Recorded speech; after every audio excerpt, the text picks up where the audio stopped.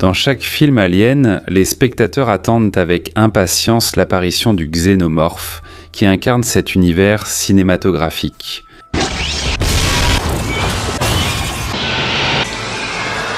Mais en plus de l'alien, il y a dans presque chacun de ces films un autre personnage tout aussi intéressant et important pour l'intrigue qui est souvent injustement négligé. Je parle des androïdes qui, en règle générale, ne servent pas simplement de décor à l'histoire, mais donnent la direction à toute l'intrigue. Prenez par exemple l'androïde Andy du film Alien. Pour beaucoup, c'est lui qui est devenu le personnage le plus intéressant du film, ou Ash dans Alien. Vous n'avez pas compris à quoi vous faites face ? Un organisme idéal. Bishop ? Quel est le problème ? Fais-moi confiance. Et bien sûr David. Jusqu'où êtes-vous prêt à aller pour obtenir ce que vous voulez ? Des réponses. On ne peut pas les qualifier de personnages secondaires. Il est donc temps de rassembler tous les androïdes de cet univers dans une seule analyse et enfin répondre à la question : qui est l'androïde le plus charismatique de l'univers de Alien ?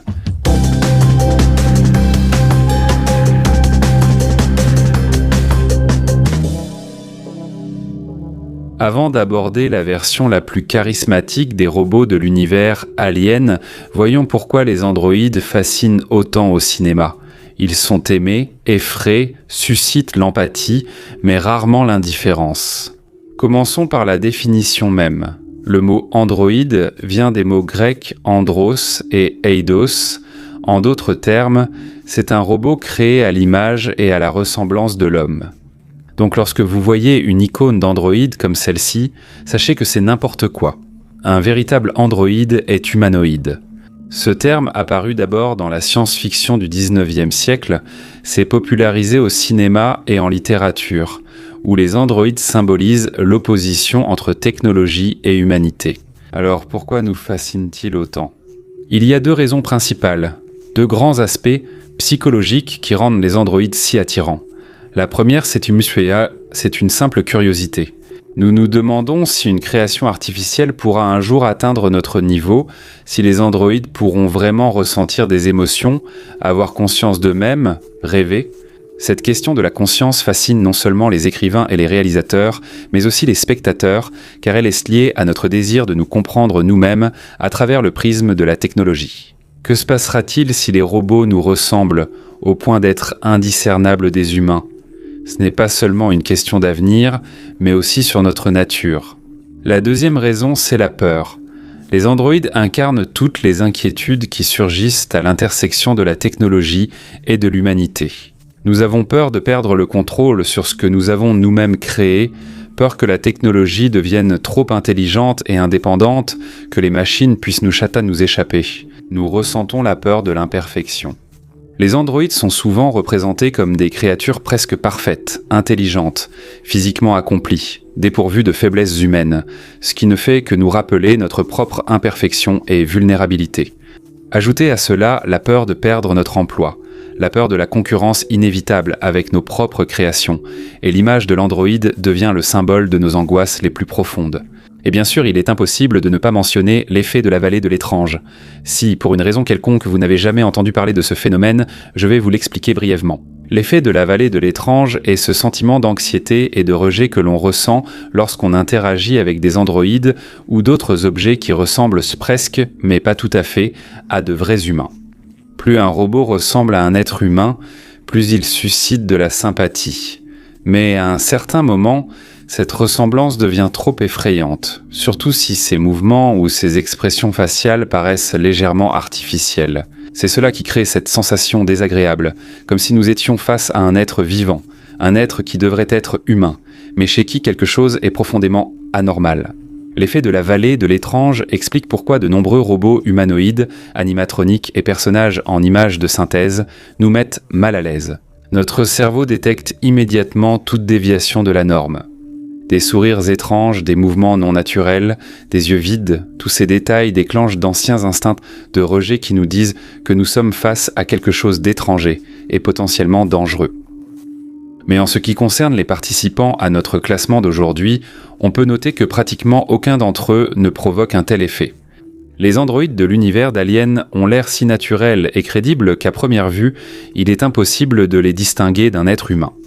Maintenant que nous avons clarifié le concept même d'Android et les raisons de l'intérêt qu'il suscite, passons à notre classement, où nous irons de l'Android le moins populaire et charismatique au plus marquant et mémorable. Le classement a été établi sur la base de sondages réalisés sur cette chaîne YouTube. Donc, si vous souhaitez participer à l'avenir et ne pas manquer ce genre de vote, abonnez-vous absolument. Et nous allons commencer avec l'Android Cole du film Alien, la résurrection.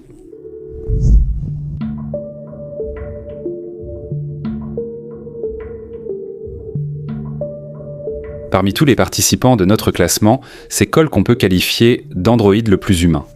L'héroïne principale, Ellen Ripley, lui dit « Les humains ne sont pas aussi humains. » Ce n'est pas qu'une simple métaphore. Cole est un androïde nouvelle génération, créé non par une corporation, mais par d'autres androïdes voulant concevoir plus qu'une simple machine.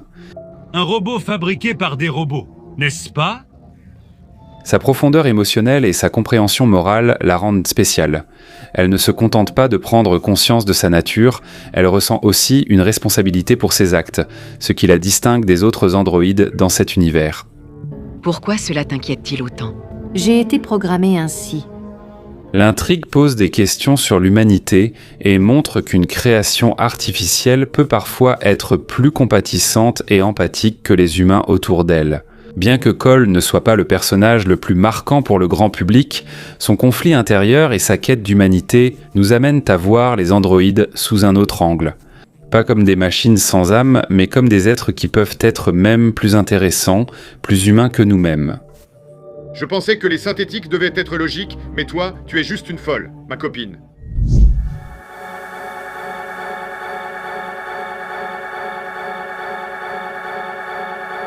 L'android Rook est issu de la même version que le légendaire Ash du premier film Alien. Dans Alien Romulus, son rôle est mineur, plus un caméo. Rook sert surtout à expliquer certains détails du laboratoire.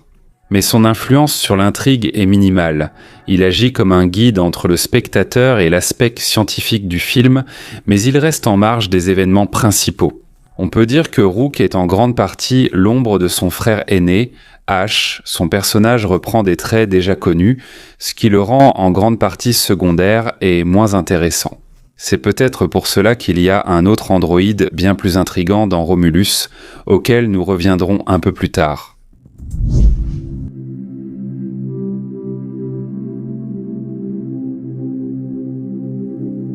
Walter, androïde de Alien Covenant, est une version améliorée de David. Je suis conçu pour être plus attentif et efficace que les modèles précédents. Contrairement à son prédécesseur, Walter possède des fonctions émotionnelles limitées. Il a été conçu de manière à être plus équilibré, dépourvu de créativité et totalement obéissant aux ordres, sans possibilité de douter ou de faire preuve d'initiative. Tu n'as même pas le droit de créer une mélodie simple. Il y a de quoi désespérer. La raison de ces changements était que le modèle David suscitait la peur et la méfiance chez les gens à cause de son indépendance. Tu inquiétais les gens parce que tu étais trop humain, trop particulier, tu pensais par toi-même. Walter est devenu un assistant plus fiable, mais il a perdu cette profondeur philosophique et rebelle qui caractérisait son prédécesseur, devenant plutôt un outil qu'une véritable personnalité. C'est pourquoi on a créé des modèles moins problématiques. Ressemblant à des machines, Je suppose. Son rôle dans le film souligne la différence entre la liberté et la soumission, montrant que les androïdes, privés de la possibilité de choisir, deviennent simplement des instruments et non des personnages à part entière.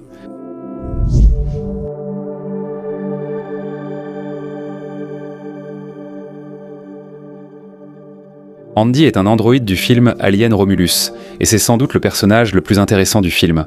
Andy se distingue par son concept non conventionnel. Contrairement aux autres androïdes de la franchise, toujours au service des humains, Andy a lui-même besoin de soins et d'attention. Mis au rebut, il ressemble plutôt à un grand enfant demandant sans cesse du soutien.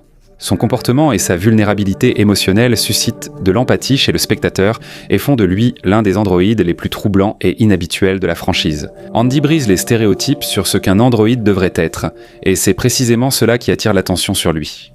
Mais le véritable tournant survient lorsqu'on lui met à jour son firmware, De doux et hésitant, il devient un androïde froid, calculateur et dangereux, capable de prendre des décisions dures.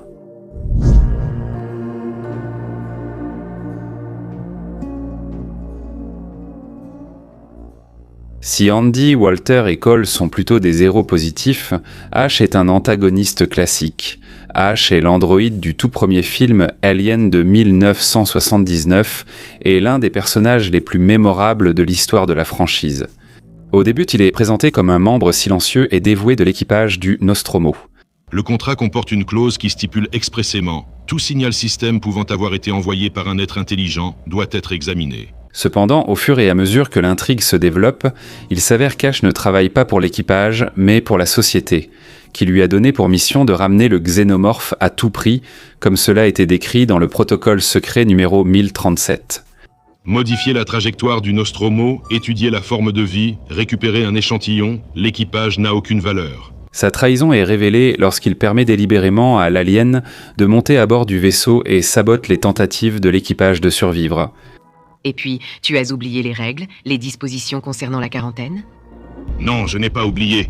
Ah, je vois, tu as enfreint les règles. Ash se révèle être un exécutant impitoyable et froid des intérêts de la société, prêt à tout pour la science, agissant avec une rationalité effrayante et plaçant la vie de l'équipage en dernier.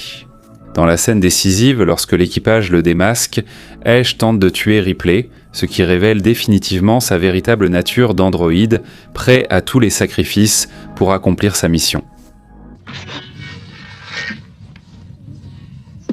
Sa révélation et son élimination qui s'ensuit deviennent l'un des moments les plus tendus du film, soulignant l'absence d'âme et le danger de l'intelligence artificielle dépourvue de toute limite morale.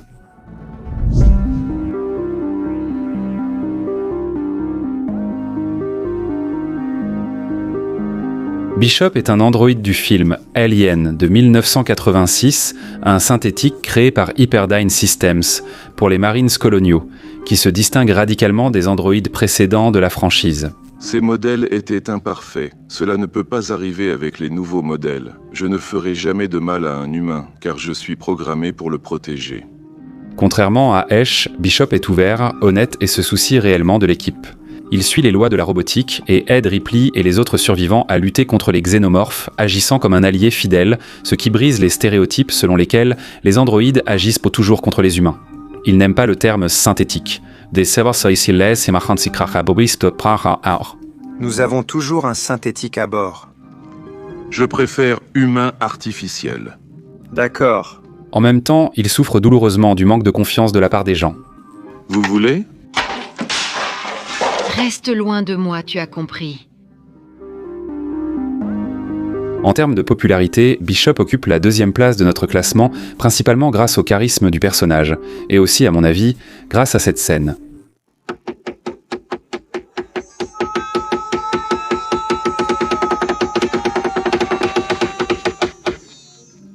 La scène du couteau est l'une des plus marquantes avec Bishop, qui démontre sa rapidité et sa précision en jouant dangereusement avec la main de Hudson. Merci. Eh ben ça alors. Ce moment met en valeur ses capacités uniques et ajoute de l'effet à son image. Bishop a sauvé à plusieurs reprises Ripley et d'autres membres de l'équipe dans des situations critiques, cherchant à prouver son utilité et sa fiabilité. Bien qu'il aime la recherche scientifique, il privilégie toujours la sécurité des personnes. Bishop reste un modèle d'androïde incarnant l'humanité et la fidélité à ses principes, ce qui fait de lui l'un des personnages les plus intéressants de la franchise.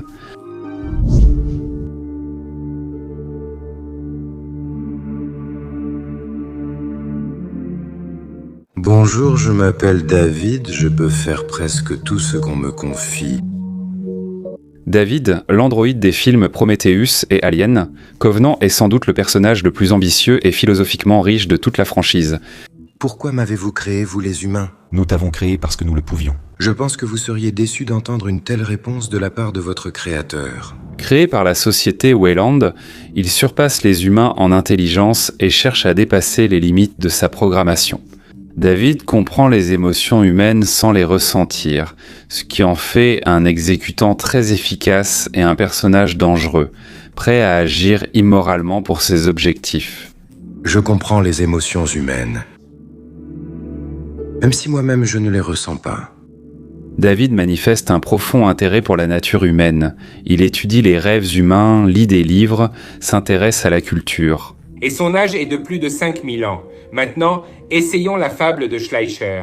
Répétez après moi. Il cherche aussi à comprendre créateur, humain et ingénieur, montrant son désir d'être plus qu'un simple outil. Son créateur, Peter Weyland, cherchait à le rendre presque égal à l'homme, afin de connaître les limites de sa propre création. Parfait. Votre fils ? Tu es ma création. Mais David lui-même comprend que Peter Weyland désire l'immortalité et le pouvoir, mais qu'il ne les possède pas pleinement, ce qui fait que David se sent supérieur à l'homme. Tu cherches ton créateur ? Je vois le mien. Je te servirai. Cependant, tu es un homme. Tu mourras. Moi non. En réalisant que les ingénieurs, créateurs des hommes, sont eux aussi mortels, il se persuade de nouveau de sa supériorité.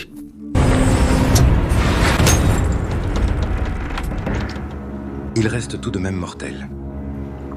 Peu à peu, il commence à gagner en indépendance et à se poser des questions philosophiques sur sa place dans le monde. Dans l'une des scènes clés, il avoue que tout le monde souhaite la mort de ses parents. Tout le monde veut que ses parents meurent. Ce qui symbolise son désir de trouver la liberté, mais seulement en se débarrassant de ses créateurs. Que se passera-t-il quand plus personne ne sera là pour vous programmer ? Je pense que je serai libre. Son comportement, dépourvu de limites morales, et ses réflexions philosophiques sur la nature de la création le transforment d'un serviteur en un créateur, jouant avec la vie comme avec un instrument pour atteindre ses propres objectifs. Il expérimente avec le liquide noir, combinant l'acide désoxyribonucléique de diverses créatures pour tenter de créer des formes de vie parfaites.